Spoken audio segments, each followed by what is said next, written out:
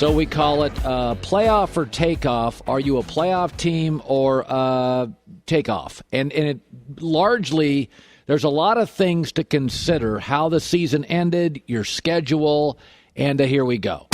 And now, Colin will decide if a team is headed for the playoffs. Playoffs? Or taking off for vacation. Ladies and gentlemen, this is your captain speaking. Please strap yourself in securely. It's playoff or takeoff. Here we go. The 49ers, playoff or takeoff? Playoffs? This goes playoff for two reasons. Number one, they had 31 players last year on the injured reserve list. That's the most in the league. So they had to overcome insane injuries, including to their quarterback. Probably won't happen again.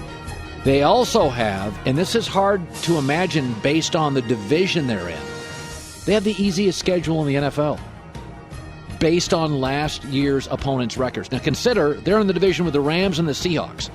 So their out-of-division schedule is cream puff city by NFL standards. So I believe as long as Garoppolo can get you to about Week 8, we'll see what Trey Lance becomes. I say they're a playoff team. How about the Bears? I would say takeoff. Ladies and gentlemen, this is your captain speaking. Please strap yourself in securely. Here's the problem. They ended the season poorly. They have a quarterback dilemma. They were 1-7 against teams that were above 500 and made the playoffs last year. So I always look, who are you beating? They ended poorly and didn't beat high-quality teams. I also think Minnesota in division will be arguably the most improved team in the league, so I don't think they get there. The Bengals. That's a takeoff as well. Ladies and gentlemen, this is your captain speaking. Please strap yourself in securely. Obvious reasons. They're still in the middle of a rebuild, and it's arguably the best division in sports. I think their offensive line and their wide receiving core is getting steadier, but until they can show me they can protect Joe Burrow, and they were so bad at that last year, you got to go up against Pittsburgh's front seven, Baltimore's front seven, and Myles Garrett. I just don't think he's going to have enough time to make throws and grow, so I don't see him as a playoff team. How about their in-division Browns? That's a playoff team. That's an easy one. Playoffs? Yeah. First of all, third easiest schedule in the league, and they return all 11 offensive starters. So you have a coach of the year, you bring back the same unit. They're going to score a lot of points. The question's really for them, their interior of their defensive line, and how quickly can their secondary with several new pieces gel. I don't think it'll take long. I think it's a good coaching staff. So that's a playoff team. How about the Arizona Cardinals? Sorry, but this is takeoff time. Ladies and gentlemen, this is your captain speaking. Lost 6-9 to close out the year. Open 3 of 4 games on the road. So all of a sudden you find yourself in a little bit of a hole. Now I will say the front office built this team to win now. A.J. Green, J.J. Watt. So they did it to build a winning team now. I don't see it. I don't think they're bad. I mean, last year they were 500. They're not going to be a bad team. That's not the question. The question is, can they win enough games, and their schedule's tough. The Colts. That's a playoff team. Playoffs? Listen, Frank Reich has made the playoffs 2 out of 3 years. They were one of the few teams in the league last year, only 5, that were top 10 offense and defense. I worry about some of their star players not being vaccinated in the COVID protocols. You lose a Darius Leonard or a Carson Wentz for a game, it's a whole new ball game. But I think this is one of the more intriguing teams to watch because they have one of the deeper running back sets in the league. Michael Pittman became a star. The offensive line's good. And they're not terribly quarterback-centric. They can run the football on you and eat clock. That's what they did a lot last year. So I think it's a playoff team in a weird, bad division at the bottom. The Dallas Cowboys. I think they're a playoff team. Playoffs? Here's the thing. After the Tampa game, they don't play a playoff team from last year until November 21st.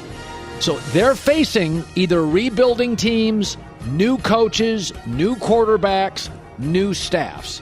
And they have the second easiest schedule in the league. It's a bad division. So you don't have to love Dallas, and I don't, for them to peel off 9 or 10 wins. You start looking at that schedule post-Tampa, there are a lot of new coaches and a lot of new quarterbacks and a lot of new staffs. How about the Philadelphia Eagles? People like them more than I do. I see it as a bad takeoff team. Ladies and gentlemen, this is your captain speaking. They were fine against average teams, 3-3-1 against non-playoff teams. They were terrible against playoff teams, 1-8. Now, I will say this. Tight end and wide receiver units will be strong.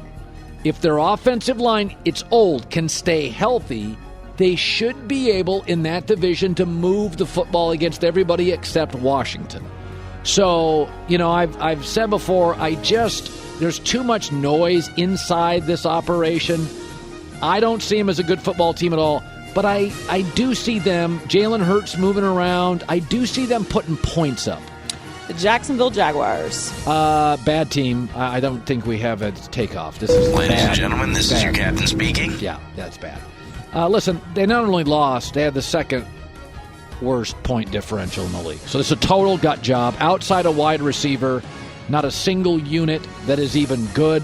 I do think their defensive line, they've drafted it.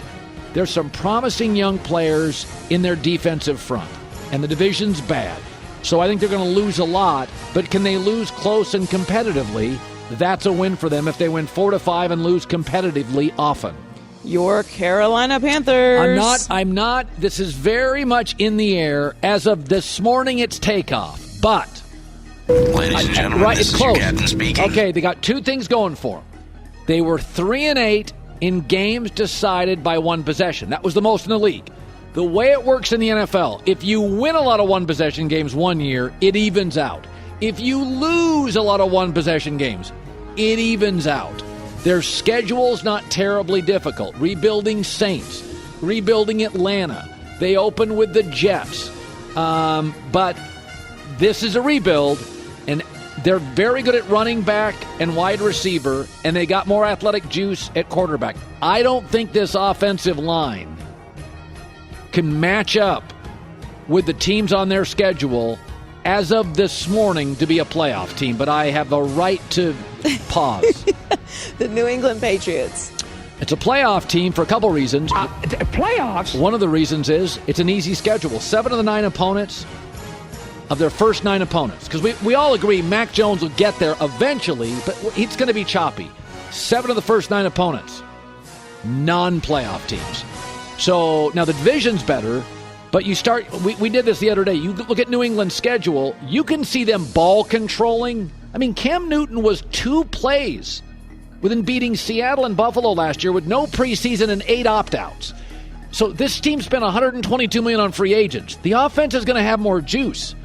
So they're going to, if they can give you 24 points a weekend, which is reasonable, it looks like to me a 10-win team, an 11-win team. How about the Saints? Takeoff. Ladies and gentlemen, this is your captain speaking. Emmanuel Sanders, gone. Michael Thomas, not around early. Jared Cook, gone. I don't know what they have at wide receiver. Like, this is a tough ask. I think this is the weakest wide receiving core until Michael Thomas comes back in the league. They have a long road, and I don't think they can. They got a quarterback who can throw over the top. They don't have a receiver who can go over the top. Finally, a team you were very high on, Washington football team. It's a playoff team to me. Playoffs? First of all, 2 good receivers. They also acquired Curtis Samuel, right? And offensive line's good enough. Antonio Gibson had 11 touchdowns as a rookie. I don't see the holes on this team. I think they solved a corner issue. Their defensive front is great. Quarterback, can they win? Listen, Miami won 10 last year with Fitzpatrick. I think in a bad division, they're the best of bad. This is the team I like more than everybody else in the universe. I think Washington's a 10 or 11 football team.